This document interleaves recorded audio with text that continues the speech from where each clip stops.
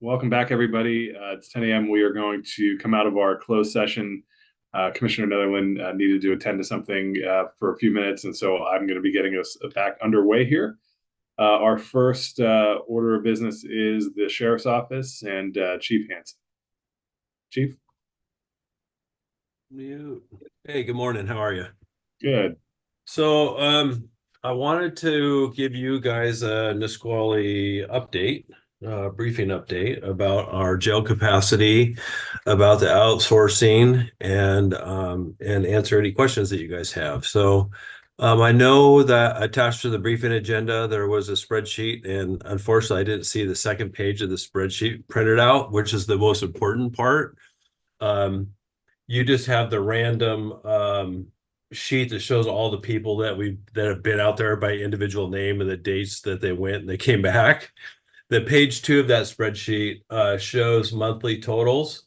It shows how many days that the inmates had served out there in a month, the total dollar amount, and the ADP, average daily population in Nisqually, the average daily population in the jail, and then the average amount of staff available per shift. So do you guys have access to that second page of that spreadsheet? You haven't seen it? No, we don't have it. Oh. Mark, you have it, right? Yep, I'm trying to pull it up. Okay. Is there any way to share it with them? I'm going to share it with everybody here in a second. Okay, perfect. That's too techy for me, so. Can you guys see it now? Do you see the spreadsheet, commissioners? I do. All right.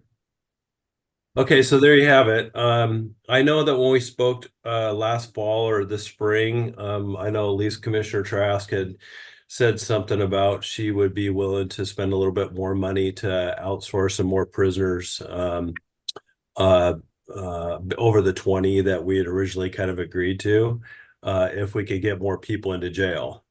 And so that's exactly what we did this spring. We took the booking restrictions off of the jail, and pretty much anybody that needs to come to jail in Mason County has been coming to jail. So I know that we've had a little bit of inconsistencies amongst supervisors about whether or not booking restrictions are on or off, and it's dependent on holding cells and staffing and what's going on for the day, the amount of court transports and things like that. So in April, Lieutenant Schoenberg and we made that booking restriction call based completely with admin approval only. So hopefully we could be a little bit more consistent with the booking restrictions, and if people need to come to jail, they come to jail. And you see there the numbers for, like, in April, the outsourcing numbers went up a little bit, and the jail population, the local jail population, went up. We've been handling about 30 in jail, and the last month we don't have this May billing yet, but we've been handling anywhere between 25 and 30 out at Nisqually. I know 2 weeks ago we had 7 shared beds with the city in here, meaning that they had local charges as well as city charges. And there was a handful of just city-only prisoners in here also. So people have been bringing people to jail, especially State Patrol. They've been really busy booking people on suspended thirds and, kind of no vols and things like that. So anyhow, I just want to let you guys know that the jail's been open for business. Staffing update. We hired like 5. We have 3 in the academy, or they're due to graduate mid-July. We have 2 that are pending academy, which aren't scheduled to go until 2025. We still have, I think my briefing said 4 corrections deputy vacancies, or 3 corrections deputy vacancies and 2 community service officer positions. And we have some interviews set up for this week. So we're still hurting for staff, and we appreciate your guys' support and your willingness to outsource. So with that, I'm going to let you guys question me about what it is that you want to know, or any concerns, or? Great. Thanks, Chief. Commissioner Trask? Yeah, what's the average wait time for the academy? Do you have that? I know I'm hoping that they increase quickly, but I'm sure it's not as fast as we'd like it to be. No, fortunately, the state had actually funded some additional corrections academies this year, and they're doing remote academies now. So the three that we have in the academy now are on offsite out of Beery, and they're down in Vancouver. So, and those people are originally not scheduled to go to the academy until like, I think one of them was 2026. So, so it's good. The academy's working with the agencies in the state and trying to open up some more availability to get people processed. So, and you do know it's 10 weeks now. They increased that like a year and a half ago. It's instead of 6 weeks. Right. Well, it's good to hear that the classes are accelerating, I guess. Yeah, And for sure. remote. That's good. So what about the tactical? So they still have to go in for that though. I think you're talking about the on-site training. Yeah. Yeah, Yeah. so they still have 12 weeks of on-site training here. And we've been getting them trained actually before they go to the academy and use them as part of minimum staffing.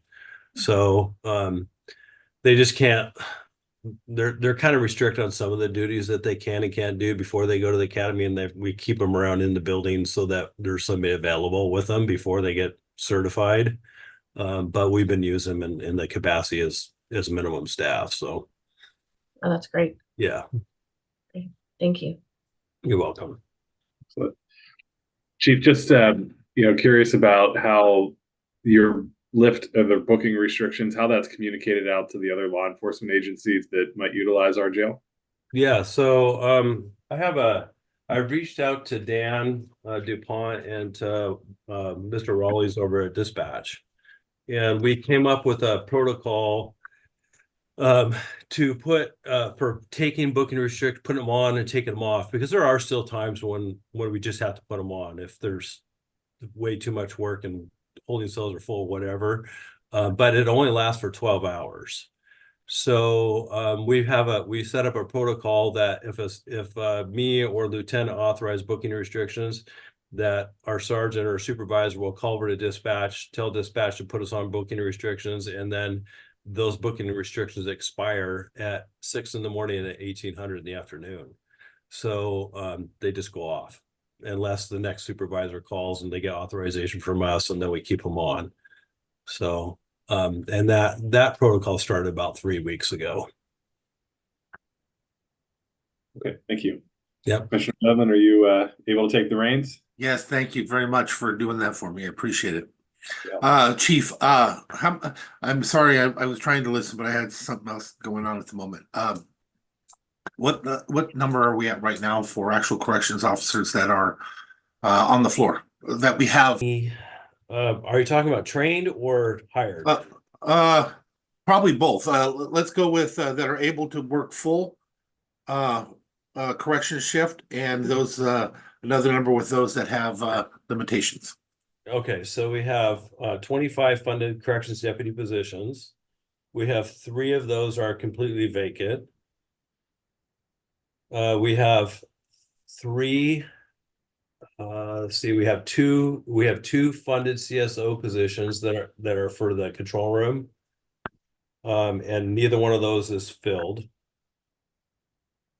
So then and then we have 3 back to corrections deputies. So we have 25 minus 3 that have no bodies in them. We have 3 of those 25 are at the academy. And then we have 2 more that are in training right now, field training, which is the 12-week training program we just talked about. Okay, so right now we have 22 that are working the schedule. No, there would be, well, yeah, well, kind of, because they're in training, so they really don't count. Well, no, I thought you had 22 plus 3 unfilled plus 2 in training. So that's 27 total. We have, yeah, well, counting CSOs, we have 25 corrections deputies funded, 3 vacancies, so that takes us to 24, right? Mm-hmm. We have 3 at the academy, so that's 21. And then we have 2 more that are in training right now. So that's 19 and 1 on modified duty. So 17. And are we doing anything right now with the street deputies to bring any of them in on light duty or any other stuff to offset some of these numbers and create a safer position and maybe the ability to fill some of those cells back up? Yeah, so we have utilized some of the pre-academy deputies in the jail. Before they go off to the academy, we've had them come over and we've actually trained them in the control room. And they have filled temporary vacancies over here and counted as minimum staff once we get them through the training program. Yeah. So yes, we have utilized them. That's good. Are we doing anything with any of our patrol deputies or street deputies on the other side there? As far as working in the jail, Yes. only in overtime capacity because of union issues. Overtime. Yeah. Okay. So if they go through the overtime call out list and we can't find anybody to work, then we'll ask the patrol. We have an MOU with the union and the guild to allow them to come over and work. Thank you. Yep. What else we got, commissioners? I was just going to ask, Chief, how many days in the past month have you had to exercise that MOU? Not very many. I don't. Shane, do you recall anybody that the deputies coming to work? Yeah, they did. They were here last weekend. No, the weekend before. 2 weekends ago, I think we used them. Yeah, for hospital. For a hospital run. We had 3 people on shift and we had to go to the hospital and we ended up with 2 in the jail, 1 in the control room and 1 on the floor, and we had to have a deputy come in and hang out. Gotcha. Yeah. Thank you. Yeah. Do we need to adjust that MOU to make it more flexible to be able to staff and provide safety for them that are in there and also for our corrections officers that are in there? Well, there's training involved with it too. It's not like we can just take a deputy and just throw them in the jail and expect them to do corrections officer work. So it's an emergency situation. It's fine. They can, come and be a body and respond to emergencies. But yeah, I mean, I don't know what their availability is. I don't know I think they're up to staff over there on the road, but I'm not sure. Okay, thank you. Mhm. All right, Mark, do you have anything? Okay. All right, thank you very much. Kevin, do you have anything else for us? No, other than I need you guys to know that this is just a temporary thing, like we had talked about in the fall when we had asked you guys to do the outsourcing. We plan on bringing those people back. I'm hoping, well, we just had one, Crystal Derrick, our corporal, our field training officer supervisor just quit. So that was a huge impact. She'd been here for like 14 years. So it's kind of like we take one step forward, we take a half step back. And but the plan is to bring these people back as soon as we can. And as soon as we bring the people back, we'll up the minimum staffing again from 3 to 4 during daytime to help manage the extra work and the extra inmates. And but right now we're still running minimum staffing of 3, and there has been very little overtime as compared to years past, just because of the reduced minimum staffing. So anyhow, I just need to let you guys know that this is temporary. I want those inmates back here probably just as bad as you do, and we're trying to do everything we can to make that happen, as well as maintain community safety and and make sure that people that are in Mason County that need to come to jail get to come to jail. So that's kind of our end game, I guess. Thank you. Do you happen to know right offhand the jail's bars code? Bars code's 270. It's let's see here. I know my subcategory is 270. Let's see. I can look it up real quick. That's right. Right. Excellent. Thank Oh, you. Jen there? Yeah. Yep, she's got it. There you go. Thank you. Okay, So what else, do we have anything else for the chief? All right, well, thank you again very much, chief. Have a Yeah. great day. Be Yeah, safe. you're welcome. Thanks, commissioners.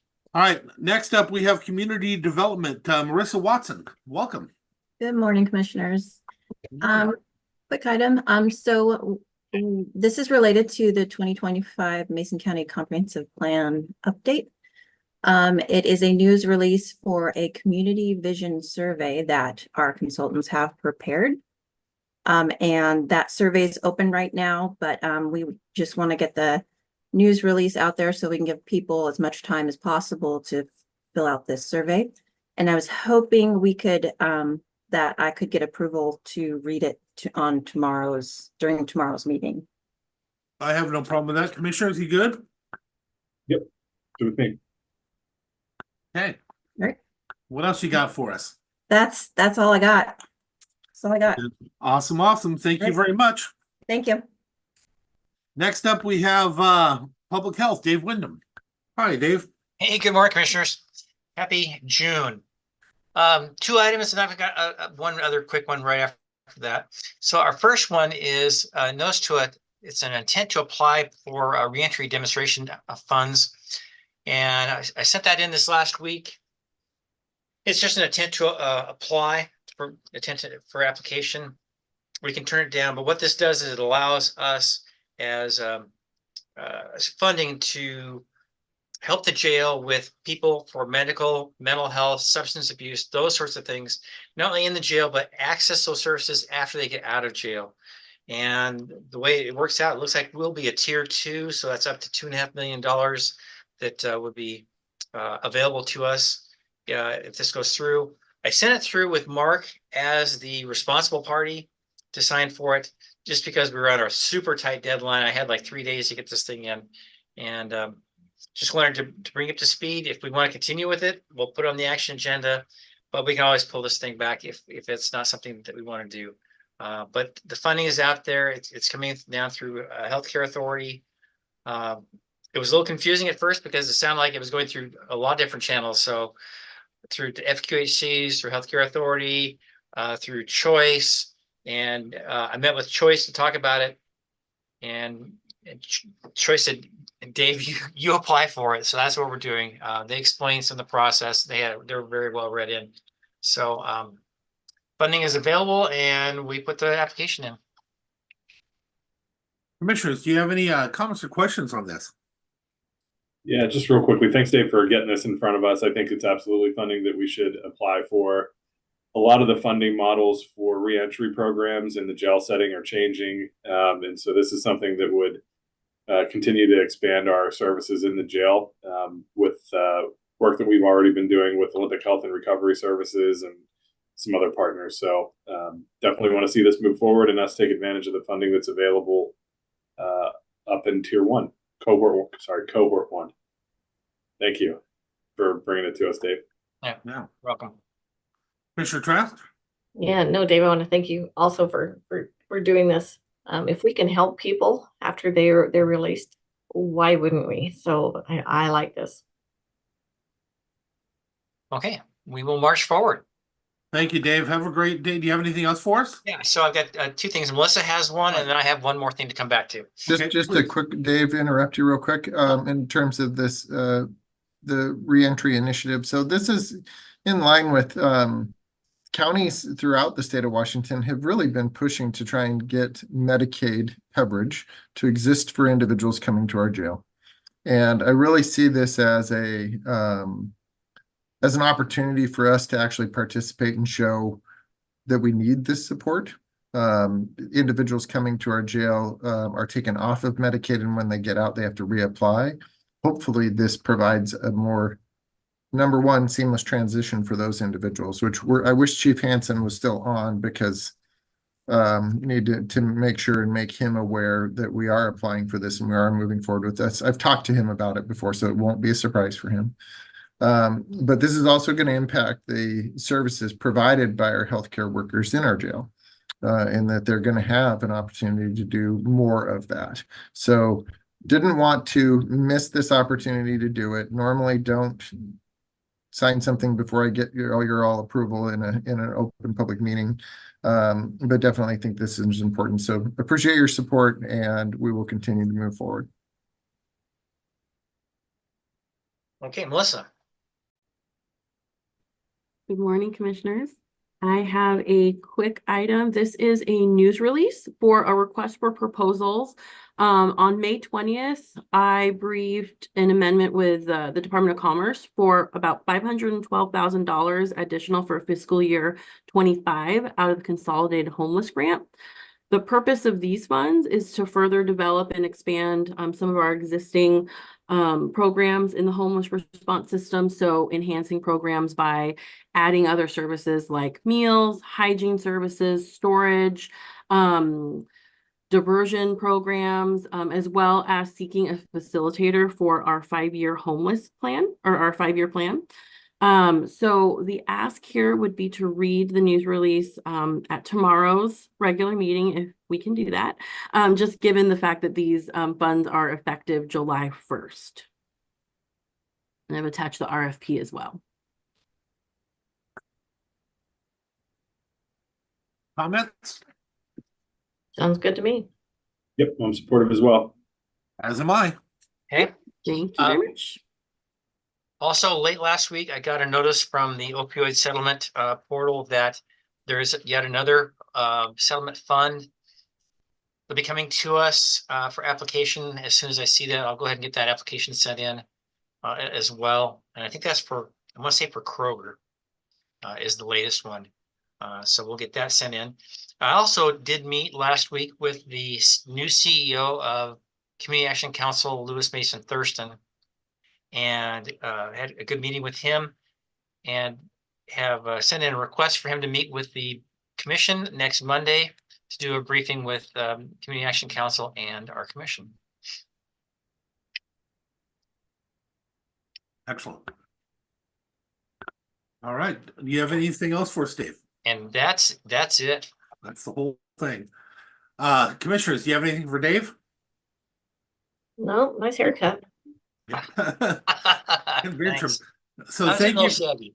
Thank you for going out and doing that, and also for working with Mark to get that done. That's a little bit out of the norm, but I think we're all very happy with how it went about, and Mark signed it to get it out there on our behalf. I think we're all comfortable with that. Is that correct, commissioners? Yep, I'm seeing Yes. head nods. So thank you for doing it and making it happen. Yep. Hate to miss out on something that good. Yep. Okay, Sounds so, commissioners, do you have anything for Dave? So, Hearing none. Thank you. Have a Okay. great day, Dave. Next up, we're going to Thanks. go to Public Works. Loretta. Welcome, Loretta. Good morning. Good morning. First up, we have a grinder pump purchase request. Good morning. Morning. So yeah, this is our annual, well, semi-annual. We didn't do one last year. Bulk grinder purchase. Basically, we're going to purchase a number 47 grinder cores and 2 entire units. We're getting a 20% break. Usually we get like a 25% break, but we normally buy like upwards of 70. And their cutoff for a larger break is 50. We just didn't have those funds, and we're not replacing as many as normal. So that is our request, is to do this as a sole source item, and the associated paperwork is along with this. So we're seeking your approval to put this on next week's, or actually the next briefing, or the next commission meeting. Any issue with that, commissioners? Nope. Nope, none with me. We're good to go, Richard. All right, thank you. All right, next up, commissioners, we are requesting authorization to enter into an agreement with DOT for some rapid flashing beacons. Mike. Morning. So we have 2 rectangular rapid flashing beacons that were installed on SR 106 at the Tuana Falls State Park, right at the crosswalks there. And the state parks actually funded the installation of that, but WashDOT is wanting us well, they've prepared a maintenance agreement for Mason County Public Works to fund the future maintenance of these structures if needed. This agreement would be up to $3,000 per year. Similar setup to Hood Sport crosswalks we did. And so we're requesting approval to execute the agreement. I'm supportive. Are you guys? Yeah, super excited to see this happen. We've been talking about this for quite a while, and ideally, I mean, my perfect world, state parks and DOT would cover the maintenance since it's their facilities, but I think this is a huge benefit to people utilizing the park, especially throughout the summer months. Yep, that road can get pretty wicked, so it's a great idea. Well, if you haven't noticed, not in that location, but that road's been very wicked this year. We've lost some lives there. Yeah, on that particular location, you come through in the summer and you've got sun and shade and sun and shade, and it really particularly difficult to see that crossing. So we're excited to have the crossing in place as well. Thank you, commissioners. Thank you, Mike. And then next up, we are requesting a road closure for some culvert replacement work. So we're requesting close Bear Creek to Watto Road at milepost 5.29, which is just west of the Effendall Pass, from August 19th through the August 30th for a culvert replacement on the Tahuya River. So a little history of this: corrugated metal pipes there. The deterioration was discovered in about 2022. We applied for and secured bridge replacement funding. We end up with $1.8 million for design and construction. We picked a consultant to do some design work. Price was pretty high. They were at $675,000 for design. We negotiated that down to about $500,000, and then we decided to do it in-house. So we've designed it, and earlier this spring, one of the culverts at the inlet has actually failed their structure. So we had to close the road down to one lane. So we don't think that, I don't want to go through another winter with this structure. So we want to go ahead and get it replaced this year. So we applied for what they call a PIF, which is a public interest finding from the DOT about to have us purchase the pipe and to actually install it with our own forces. So we're going to get reimbursed to do that. So that's a good thing. But we had to convince them that local programs that we actually could do the work. So we had to send them a bunch of photographs of some other stuff that we've already done. And they finally agreed to allow us to do that. So we've opened bids last week on the structure itself, and that came in about $218,000. The crew is biting at the bit; they're ready to go. They want to get to it right away. So we think that we can probably design it, build it, install it for less than $500,000. So that'll be a savings for the taxpayer of about $1.3 million. If we don't close the road and have to obtain any right of way, that process will cost us another year. And the existing pipe, I'm not going through another winter with it in the condition that it's in. So we need to get to it now. And the faster. Are we doing the work ourselves, Mike? What's that? Are we going to do the work ourselves? Absolutely. Yep. That crew's been known to get it done quicker than what you schedule. Yep. I figured we got 2 weeks. I figured we'll be done. We'll have traffic on it within a week and a half. So I think it has to be done. thank you. You see any other way to where we can shorten that time? You can't do anything under an emergency bridge or anything, can you? No, well, we could, but that's not going to, what the whole issue is being, we only have 60 foot of right of way to work in. If we have to acquire any additional right of way, I got you. funds, it'll cost us a year. That's the problem. Okay. Sounds good. We'll do everything we can to shorten those days up. But we'll need the time to take care of it. So. Yeah. As I said, I believe you, and I know your crew there does things in a quicker time than what's usually scheduled. So I look forward to that on this one. Commissioner Schutte. Yeah, no, I think the ability to do it with our counting forces is a good thing. We don't want that to go through another winter of harsh weather, so certainly supportive. And I think I heard Commissioner Trask say yes, but just in case. I did. I trust Mike. Okay. All right, Mike, what else you guys got for us? Mike, maybe just a quick update on, you said there were a light installed there at Victor. So yeah, the light did get installed at Victor. They still haven't installed the road approach signs. DOT said they got knocked down. They just never got put back up. They are aware of it, and they're supposed to schedule the maintenance there. So we're doing work out at Satsop Coquitlam and Coquitlam. If you get a chance to drive by, we're doing a lot of mill and fill, dig out work for the crew.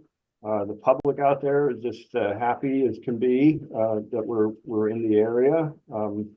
We're also doing work out here at the Watzel Lake on Shelton Matlock Road. We're widening through the lake area, and we're going to pave the shoulders for a little better, more room for pedestrians and such going through that kind of congested area. Come July 10th on Monday, we're opening bids for Shelton Matlock, that project that's going to pave the shoulders on about 5.91 miles. We're also opening bids for Camilchi Point Road, which is a paving project. And we're also opening bids for Satsop Coquitlam milepost 5.2 cross culvert replacement that we're contracting out.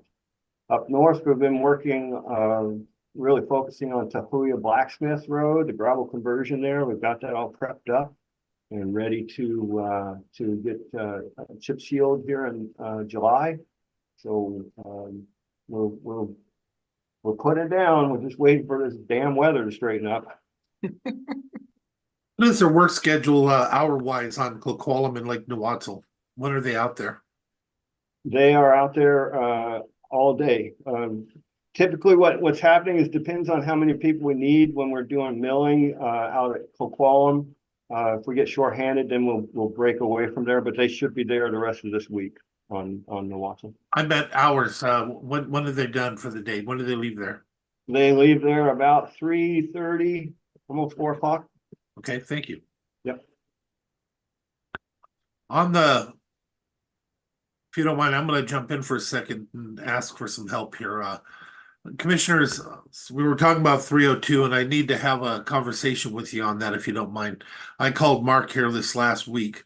There's a straightaway there just past that light, and I'm so thankful that you guys got that light on that intersection, that you're getting the warning lights or the warning signs for that back up around it. But just past that, we really have a bad situation. There's a long straightaway, and people are going into the neighbors, and I got called. I wish this was my first time this happening, but I got called again from a frantic people that as the car is upside down and they're trying to save them, talking about that straightaway and that curve. I called you, Mark, at the time because we were so stressed out, and so I'm going to reach out to you, the two commissioners, right now and ask for something.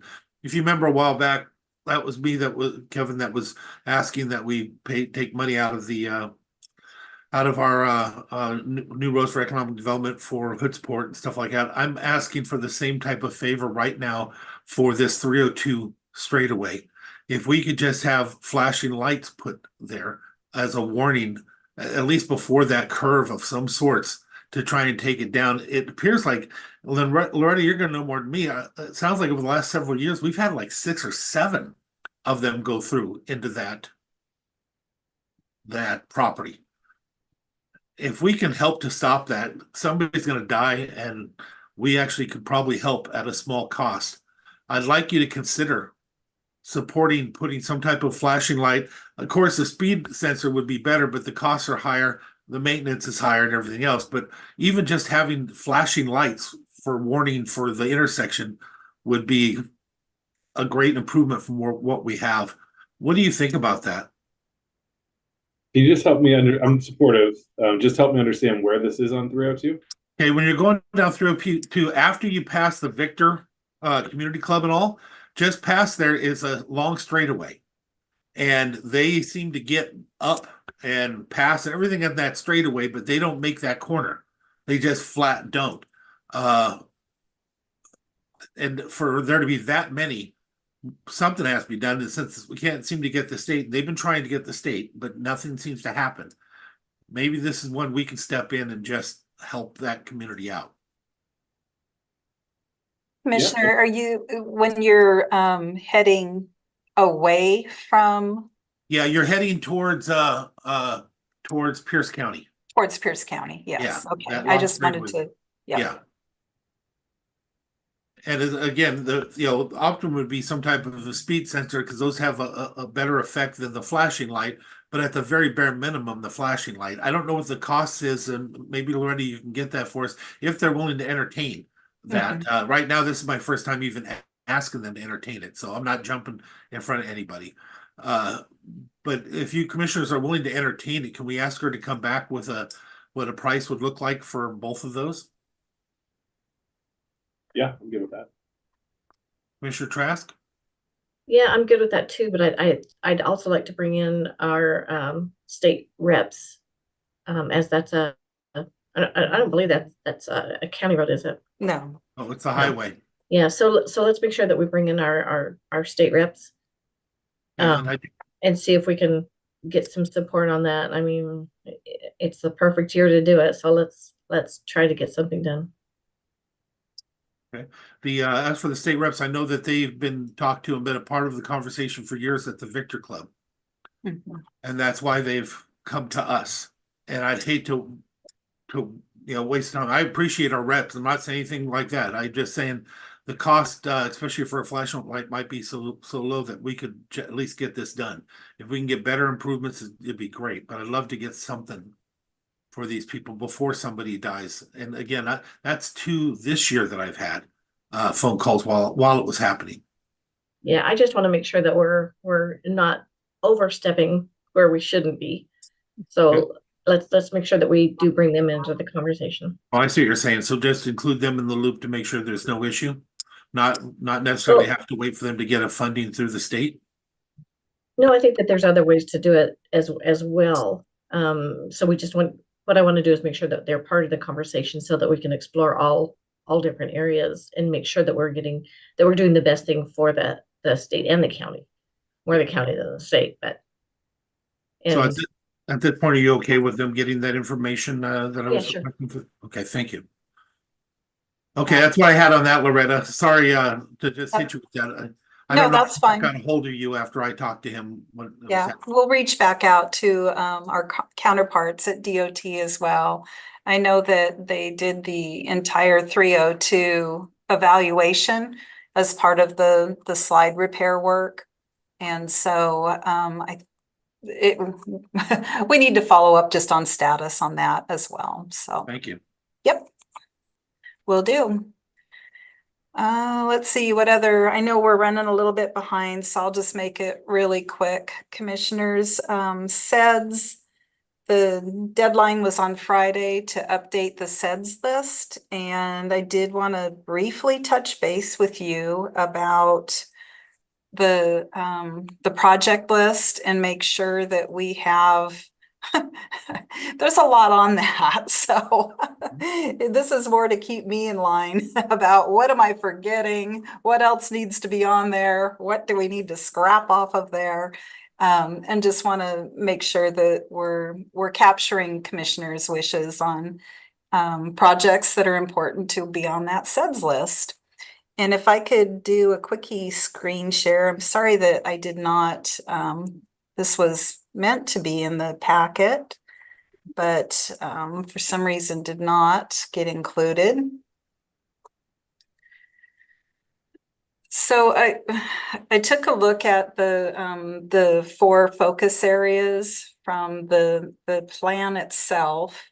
And then did some just real spitballing of potential projects. And of course, some of these are half-baked, some are more baked. And then submitted the projects that were more firm and projects that we've spoken about in the past. But I'm happy to share this with you, commissioners. I'll send it individually out. But most of the projects that Public Works is submitting is in the obvious infrastructure capacity and modernization area. So some things that were new this year, Mike and his team prepared quite a few bridge projects. Those were aimed at this objective right here to improve road and bridge safety and carrying capacity. And so those are new projects that were submitted. And let's see, what else, Mike, the freight routes you had seen before. So we've got the Log Yard connector to the freight corridor, the Romance Hill connector. And these were the intersections themselves, so that it placed emphasis about the need for the design and continuing to keep that in DOT's Z program. And then also a freight upgrade to the rail on the west side. And let's see, what other fun things. And then, of course, our water and sewer infrastructure projects that you all are familiar with. And Razor Road, I believe, is already on the list and continued to be on the list. Mike, Richard, any other things that I'm forgetting to hit on highlights there?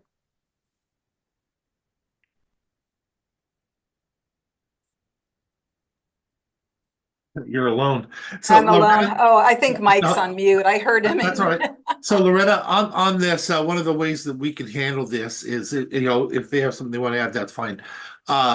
If we come up with something after doing some looking at this, we can contact Mark and just agree now to allow it to be put on unless the commissioner objects, and Mark will just let the commissioners know if there's something new that any other commissioner wants to put on, and absent of objection, it just goes forward. We need to get all these things on because it doesn't hurt us to have them on. It only hurts us if we don't have them on. Commissioners, anybody disagree with that? Yeah, no, I don't disagree. I'd like to take a closer look like you suggested, Commissioner Netherland. Appreciate that. And then share our comments. That would be great. Wonderful. Great. But they have a deadline for Friday, correct? Is that what I heard you say? Oh, it was on Friday. Oh, last Friday. Last Friday, Commissioner Netherland. Yeah, exactly. Yeah, that's not good. No, I know. It's always a quick Okay, well, turnaround or relatively I don't see quick. anything. I don't see anything. I prefer next time to have a way in advance of that, but I don't see For anything sure. that I have objection to. But we'll go ahead and move forward unless anybody has objection. And process-wise, commissioners, I believe this comes before you, right? The entire list. So you've got another view of this document. Yes. That the But EDC will bring forward. I'm sure you can imagine we'd rather have Oh, absolutely. stuff going in instead Yes. of just at that point. Yeah. Okay. Yep. And you'll see there were some things that were just kind of brainstormed out here that are other leads as well, other departments or other agencies. So it may Commissioner- kind of trigger some thoughts on your end about whether it's a good idea or not. Thank you. Commissioner All Trask, right. you have anything else on that? No, just look forward to seeing it and being able to review it. Okay. What else you got, Loretta? I think that's it, other than Loretta, we get did a you- happy road tour on Friday or Saturday, Commissioner. Yeah. I'm sorry, Mark, you had a question? Oh, I just was still on the SEDS list, sorry, in the Yeah. sense that if we if we want to make modifications to that SEDS list, we can, and we actually have done that in the past. So if there's items that we did not get on this list that we need to get on this list, then let's make sure and get those forward and discuss them. Okay, so we'll stick with the original then. Let's take a look at it. If we have anything, throw it through Mark. And if there's no objection, it'll go through to have it added. All right, Okay. great. All right. And what else you got for us? That is all on my list. Okay, does anybody have anything for Loretta? Not right now. I have one quick thing. So over I guess late last week, I got a phone call from a gentleman who lives out on 108, where they're currently doing some projects. DOT is doing projects, not the county. He had some concerns about, I guess, fire and EMS response and things like that. Can you do me a favor and run down what DOT has shared with the community in terms of, their outreach to the fire district out there and things like that? Before I want to give him a call back, but I want to know kind of what the plan was and what the alternatives are and everything. He's obviously asking for us to have them halt their project immediately, which I don't think is something that DOT is going to be real open to. But perhaps there's some additional outreach DOT can provide to the community out there. Mm-hmm.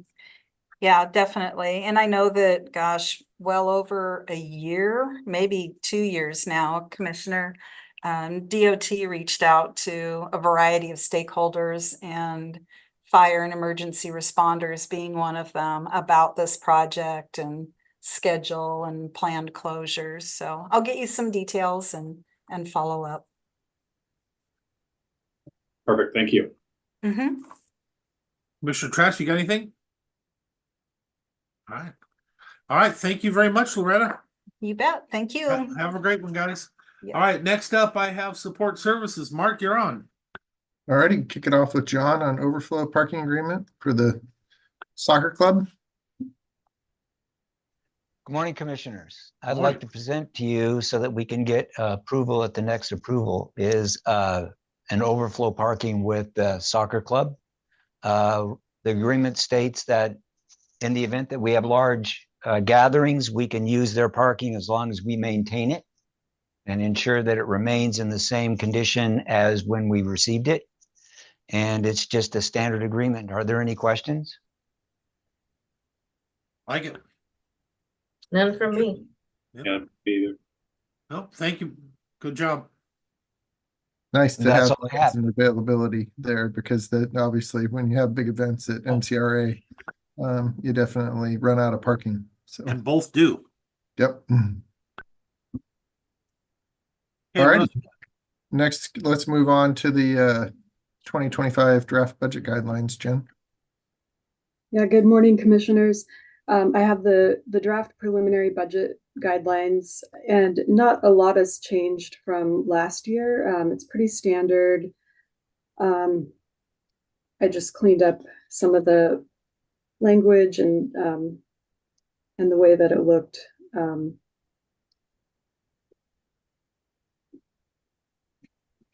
I included the Mason County Citizens Commission on salaries for the electeds.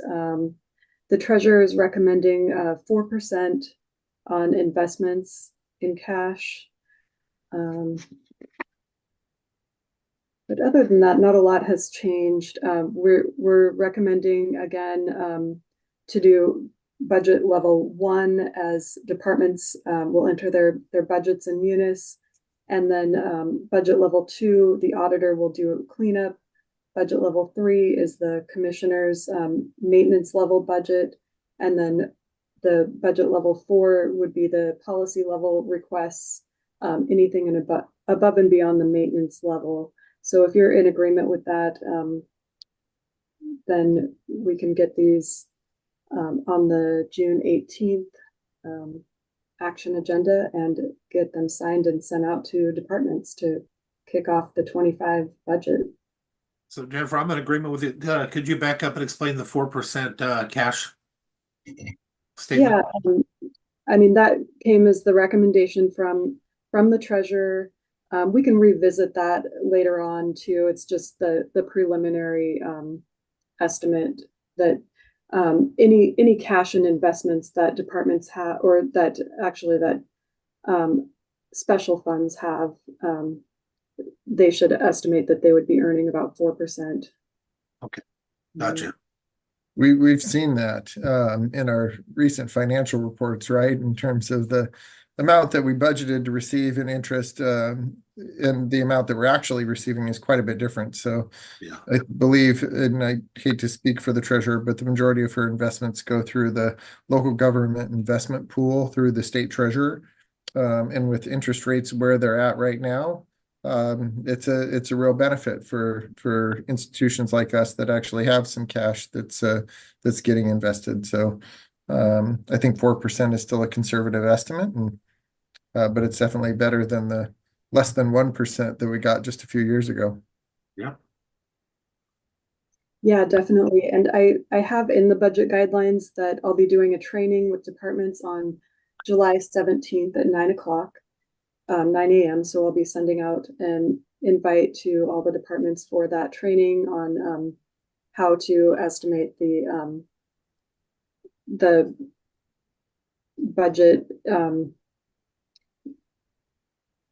estimates for departments. And of course, departments are welcome to put in whatever numbers that they want, but if it's something out of hand, we will be looking at that and analyzing it and making adjustments to it. Those would come forward as policy level requests then, right, Jen? Correct. Yeah, so any questions or comments on the budget guidelines, the draft budget guidelines? Not for me. No, we're all good. Right. So the next thing I have is the budget rates for 25. We have the internal cost allocations, and those are in review right now with Teresa Johnson, CPA. So she may come back with suggested changes. So I'll keep you updated on that if there's any changes. The information technology rates went through the IT steering committee. We are recommending at this point 1.3 million, which is no change from last year, or 24's rate. That was also 1.3 million. We are reviewing RFPs for the Mason County website. So if that ends up being a larger cost than what we think, we may have to adjust those rates, but I think that we can absorb that cost in that $1.3 million rate right now. We have the state auditor's office budgeted rates recommended at 140,000, no change from last year. And then unemployment rates are still 200 per FTE. That is a reasonable rate that's still working for us. Electeds do not pay into the unemployment. So for 25, we have $80,358. Last year was $79,202, so a little bit of an increase because of our increased FTEs. The motor pool, which we already briefed on last week, is or 2 weeks ago, I guess now. The total is $2,075,139, and then we still need to receive the ER&R rates from Public Works. So that is the last internal rate that we would need to push out to departments. So if elected got thrown out, they don't get unemployment? No, I don't think that they do receive unemployment.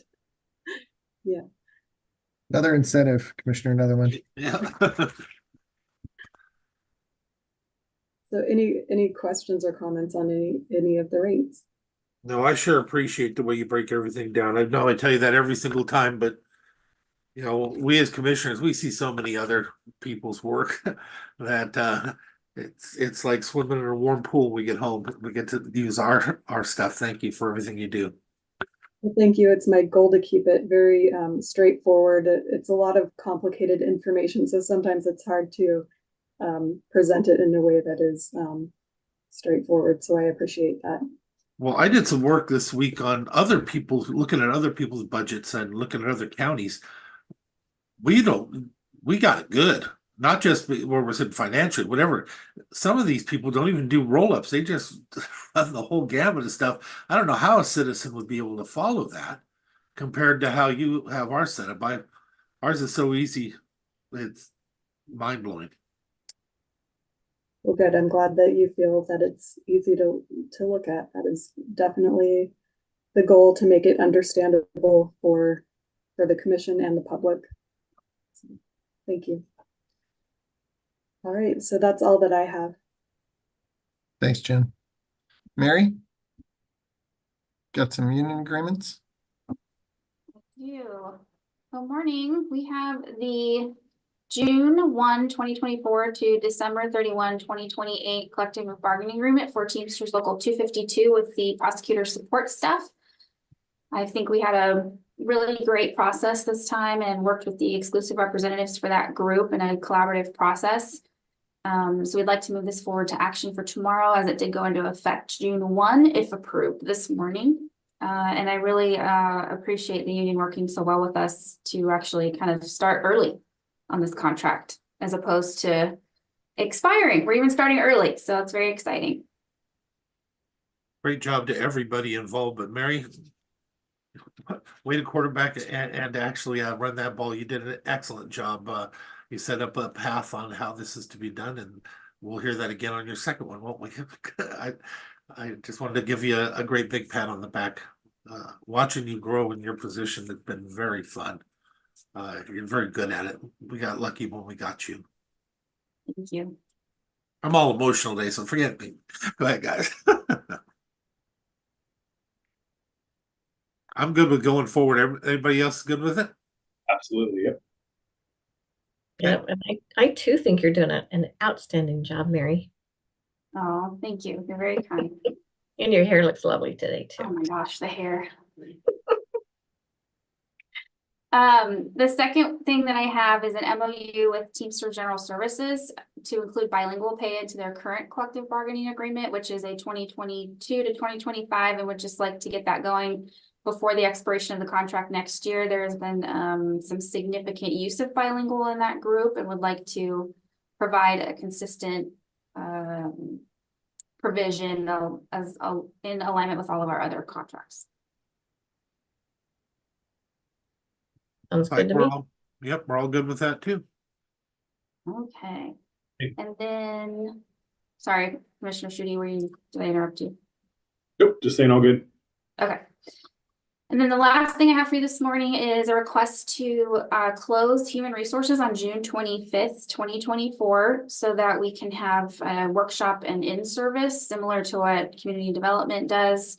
We have a rough outline of a training, so we want to make sure that we're up to date on our public records, not only on the law changes, but the process and how best practice is done in the county. We want to make sure that we're up to date on all our Senate and House bills that passed and updated all our materials. We want to make sure that we are getting our training requirements done countywide. So sexual harassment's up to date, driving, all of those basic things we need to talk about and streamline that process. And then we also want to talk about onboarding practices, because a lot of new studies are coming out about the importance of onboarding employees in those first 90 days. While they're still creating their impression, we're creating our impression, and how do we move through that while supporting hiring managers, leads, supervisors, and peers during that crucial time period. So that's another area of conversation we need to have. Okay. Anything else from Mary? Thank you very much, Mary. You're awesome. Thank you. What you got, Mark? Got Becky next. Talk about BOE. Hi, Becky. Yes, good morning, Commissioners. Yes, I am talking about Board of Equalization membership today. An application has been received from Dawn Johnston Dean to serve on the Board of Equalization. So we're asking you to consider this application, interview her, and if acceptable, move this item to the next Commissioners meeting to vote on her appointment. Commissioners, you want to interview? Yep, I think it's a great idea. So we need to interview in between. And Looks like she has a great background. Yep, I'm impressed.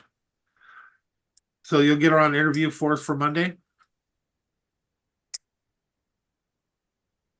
Are you wanting me to schedule that, or Yeah. is your staff? Okay, so I'll work with Mackenzie. Yeah, say work with staff to do it, but yeah, let's go ahead and Okay. get her so we can interview her on Monday, please. Very Yeah, good. Mackenzie does our agendas, and so definitely giving her the go ahead to get that set up. I'm sure she'll work with you, Becky. Thank you.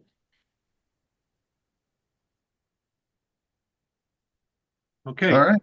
So that was Anything else? the last of our specific items to review. I do have something I'd like to bring up just to kind of update the board, at least Randy and Kevin, regarding some talks that we've had about our homeless encampment that we have out off of Highway 3. And Commissioner Trask, is that something that we wanted to discuss this morning?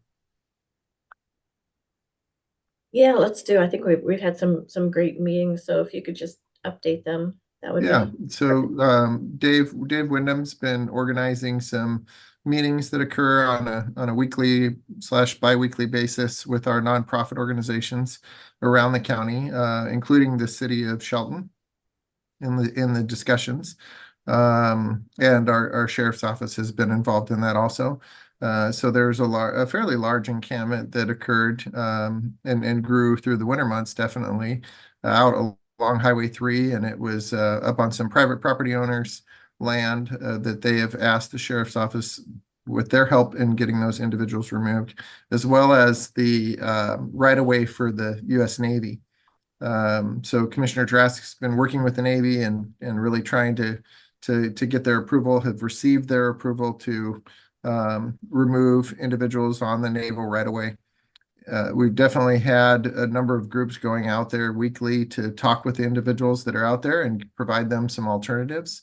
It looks like we have some takers for some of that. There's definitely some materials that I distributed out to our legislative representatives last week, just to kind of give them a heads up on what's going on and the work that we're doing. I've yet to receive anything back from them unless I've received it this morning, but just wanted to make them aware. Also am looking to see if some of that land may be DOT right of way.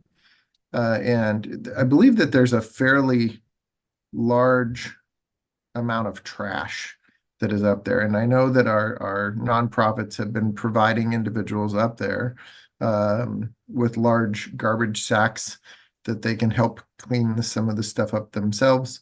But I do anticipate that we may have to work with a private entity to help us do the final cleanup for that area. So definitely wanted to give the commissioners a heads up about that in terms of moving forward. And there's questions about how do we pay for that, right? I mean, it's not like we have funding set aside to go clean up, especially when things are on private property. And so we're working to figure out, number one, what would that cost be? And then number two, how could we distribute some of those costs? And would the Navy be willing to contribute to that, as well as DOT if it's on their right of ways, and potential private property owners also? So happy to answer any additional questions, and Commissioner Trask has really been leading this. So if you want to add any information to that update, it would be appreciated. Oh, I would say that it's the leadership is everybody that's there. It's a team. We have an amazing team that's working together to do this. Dave's department, the sheriff's office, everybody is just really pitching in and wanting to see this as have a good outcome, and to be able to provide services to those that are accepting it or that will accept it. But we are going to reach out to DOT, like Mark said, and to the Navy to see if they will help us with the cost of the cleanup. It's not going to be cheap.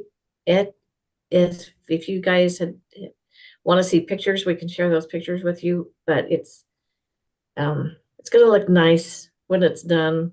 But it's also quite the adventure. But I do absolutely want to reach out and thank our nonprofits also, because they are doing a lot of amazing work and helping people that some people didn't know that there were services that they could get, and they're finding out that they do. They can get help. Yeah, we always have a few that refuse help. And you could see that in the data that came back from individuals that have been interviewed in the area. I think this is also highlighted, nothing new to the commissioners, but highlighted our lack of housing that we have. So that continues to be a challenge, and we're continuing to work with our nonprofits to try and find additional housing opportunities for individuals, and whether that be emergency shelter opportunities or transitional housing opportunities. It's something that we really lack, and so we're looking at opportunities for how can we improve some of that. Encouraging our nonprofits to go out and find additional housing. It sounded like in our last meeting, Commissioner Trask, I was excited to hear about some opportunities in Union with some new housing that's being constructed right now, it sounded like. And so they were really targeted towards individuals that needed some transitional housing. So I was excited to hear what that's going to look like in the future. But it sounds like they're moving forward on it.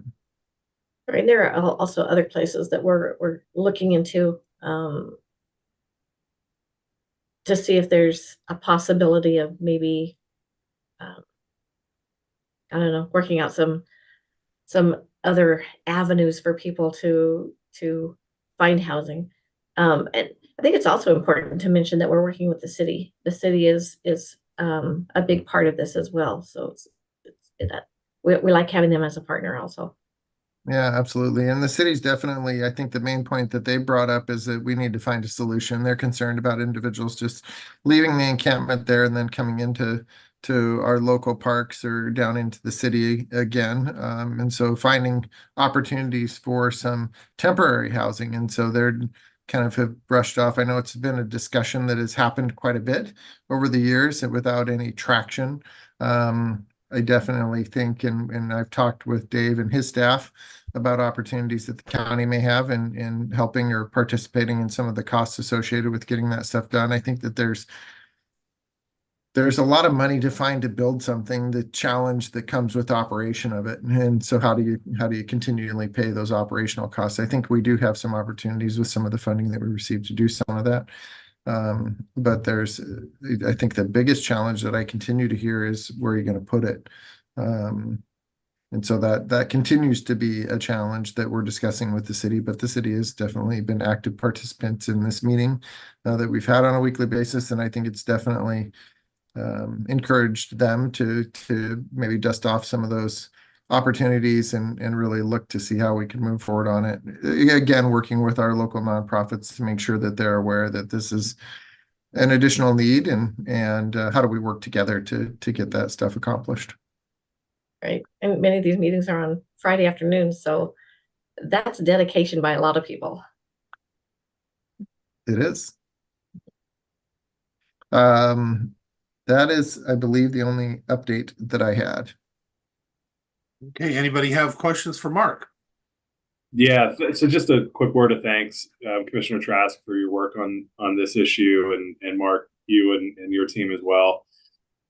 Just when you guys get to the point where you have a timeline, if you could just share with us what that might look like. I would like to see some pictures if you do have those available, just for my own knowledge, I guess. And I'm also really happy to hear about the coordination between us and the city and the nonprofits. I know that some of the concerns that I hear about as it relates to encampments out sort of surrounding the city limits is that if we disrupt those, then they're going to come back to Brewer Park, and and we're just gonna move people from place to place, and so that makes that coordination and collaboration extra critical, so that for as many people as we can to get them housed, do that to alleviate some of those concerns. So just really appreciate the updates and look forward to seeing where this ends up. Well, I do have an update that I failed to mention that I could give the other commissioners a heads up on, is that I believe that the sheriff's office was originally planning on going out there June 12th or 13th. And then after meeting with this group of folks, they really expressed an interest to have some more time to figure out alternatives for these people and to continue to talk with them. And so that has been, I believe that the sheriff's office is going to still go out on the 13th to just go around and talk to the individuals that are there, let them know what's coming. But then the final the final work that they would do would be, I believe, in July is when they're scheduling that, and that's mid-July.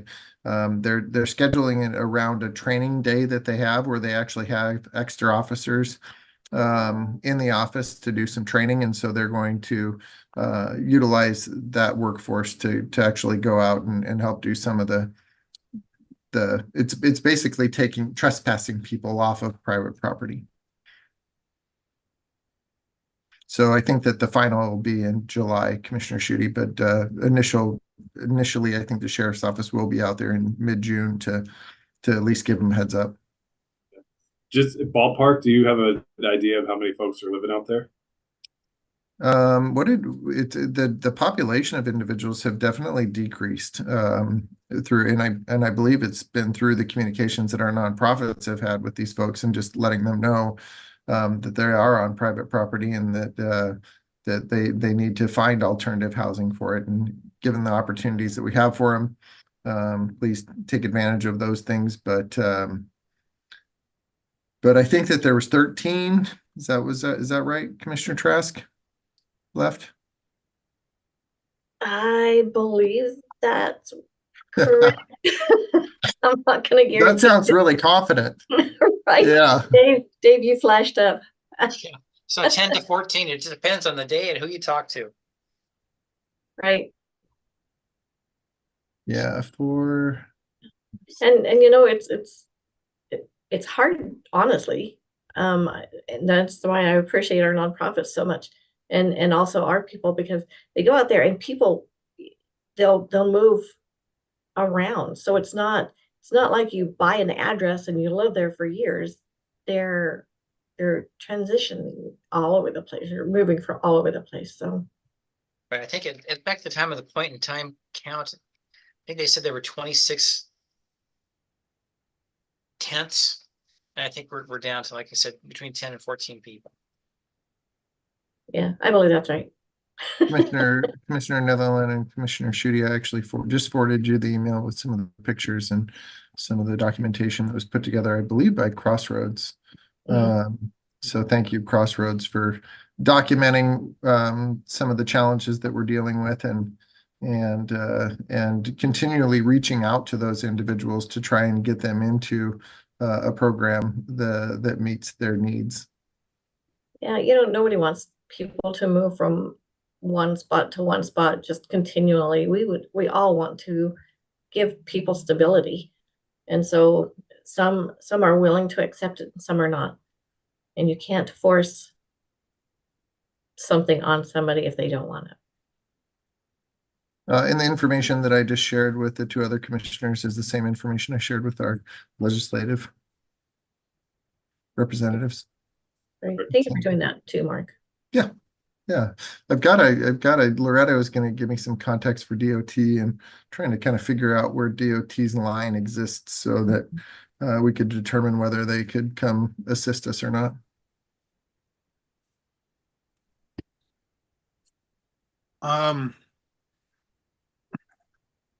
Normally, Eric, on these, we don't have the public chime in on any of this. I do know that you have been working with that group, and again, though normally this is a no, but Commissioner Trask, I know that you're working with Eric. Do you have a request to let him go ahead and speak on this? Sure, that would be fine, as long as he's not baking something he doesn't have the smell-o-vision. Yeah, no, I can't handle the pain. It looks too good. I want to eat all this stuff he's putting on Facebook. That is pornography, food pornography. I actually am baking 2 sourdough loaves as we speak. They'll be done in about 4 minutes. I just want to confirm that, yeah, there's been about 12 to 15 people up there, but we've been going up about 11 o'clock in the afternoon. I think we should make a run up there like 8 o'clock in the morning or dusk or dawn and see if there's any more than that during the, the sleep hours. But there's about 12 or 14. And there is a lot of garbage. There's garbage that you can't even see. We went up last week to the left up the hill, and there's a camp up there. It's an abandoned camp, but there is just probably an acre of garbage. There's just so much garbage. So I just thought I'd let you know that. Thank you. Mayor Anisco, I just found an email that you shared with me on Friday of some additional pictures. So I forwarded those on to our commissioners also. Okay. And those That's are pictures of the area, is that correct? That's just right to basically the camps that are in walking distance, not the ones Okay. up to the hill. I didn't get any up the hill, but if you go up the hill, up a couple of those trails, there's an area up there, which another probably acre of garbage, abandoned. I didn't see anybody up there, but yeah, it was a lot. That was my understanding in our last meeting, is that there were other encampments that were along the hillside that appear to have been vacated. But there is definitely some garbage left over. So yeah, quite a bit of work to do. And thanks for providing these additional pictures, Eric. I think it helps give us an idea of what we're dealing with. A lot of work. Looks like it. Okay. Thanks. Thank you, Mayor. Anything else going on? Okay, Mark, do you have anything else for us? I don't, sir. Okay, do we have anything from Mark? Do we have any commissioner discussion? Yeah, one quick item for me. So commissioners, I wanted to see if the commission would be interested in doing the Pride Proclamation in 2 weeks, again, like we did last year. Just wanted to see if there was consensus. Again, I'm in the same position that I was. I don't think it is the right thing. My sister's gay, and I can tell you she actually always believes that she's the same as everybody else and doesn't think that it needs a proclamation. So with that, I'm always supportive of all of them. If we had a proclamation, I think we should have one of a Be Day, Be Yourself Day, everybody. I'm comfortable with that, but I'm in the same place I always was. Commissioner Trask. Commissioner Netherland, I think that you should write up that Be Yourself Day or month. Maybe we could change the direction of this. I think that would be kind of fun. I will take that on actually, and I'll bring that back to you next week. I'll utilize the verbiage that we did for the other, because I want them all included in this. I want everybody included in it. I think it would be wonderful, and we could look at it or not, but I'll go ahead and put something together. Yeah, put something together. I'd love to see it, and then continue this conversation. Okay. What else we got? Okay, I will entertain a motion to adjourn. So moved. I'll second. It's a move second. We adjourn. Hearing no objection, we are adjourned. Thank you, everybody. Thank you.